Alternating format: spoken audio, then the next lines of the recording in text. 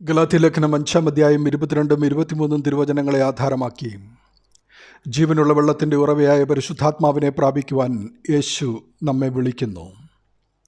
യഹൂദ ജനതയുടെ ഏറ്റവും ദുർഘടമായ ഒരു കാലഘട്ടത്തിൽ പ്രവാചക ശുശ്രൂഷയ്ക്ക് വേണ്ടി ദൈവം തിരഞ്ഞെടുത്ത മൃദുലചിത്തനും അധീരനും ബാലനുമായിരുന്ന യഹോവയുടെ പ്രവാചകനായിരുന്നു യിരെമ്യാവ്. യിരെമ്യാ പ്രവാചകൻ്റെ പുസ്തകം 20 മുതൽ 45 വരെയുള്ള അധ്യായങ്ങൾ യഹൂദ ജനതയോടുള്ള പ്രവചനങ്ങളാണ്. അതിൽ 17-13 അവർ ജീവനുള്ള വെള്ളത്തിൻ്റെ ഉറവയായ യഹോവയെ ഉപേക്ഷിച്ച് കളഞ്ഞുവല്ലോ എന്ന് പ്രവാചകൻ പരിതപിക്കുന്നു.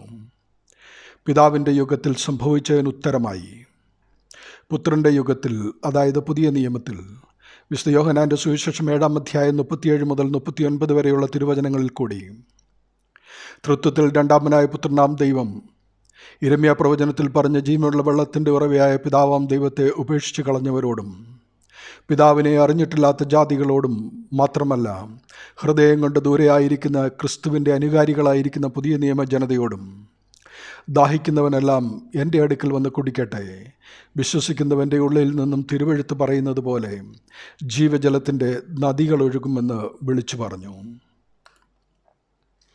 ഇത് തൃത്വത്തിൽ മൂന്നാമനായ പരിശുദ്ധാത്മാവിനെക്കുറിച്ചാണ് പറഞ്ഞത്.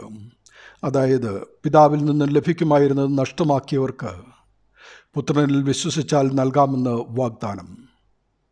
അതിനായി തൃത്വത്തിൽ മൂന്നാമനായ പരിശുദ്ധാത്മാവ് വിശ്വാസിയുടെ ഉള്ളിലേക്ക് ഇറങ്ങി വന്ന് അത് നിവർത്തിക്കുമെന്ന് സാരം. ഇതിലൂടെ പിതാവാം ദൈവത്തിൻ്റെ സ്നേഹവും പാപത്തിൽ നിന്നും ജനത്തെ വിമോചിപ്പിച്ച് രക്ഷിക്കുവാനുള്ള ആഗ്രഹവും പുത്രൻ്റെ ക്രൂശുമരണത്തിലൂടെ പ്രാപ്യമാകുന്ന രക്ഷയും അത് പരിശുദ്ധാത്മാവിലൂടെ സാധ്യമായി തീരുമെന്നും വെളിപ്പെടുത്തുന്നു. അതിനായി ആഗ്രഹിക്കുന്നവരെ അധീരനും ബാലനുമായിരുന്ന പ്രവാചകനെ ശക്തീകരിച്ച പരിശുദ്ധാത്മാവ് സഹായിക്കും.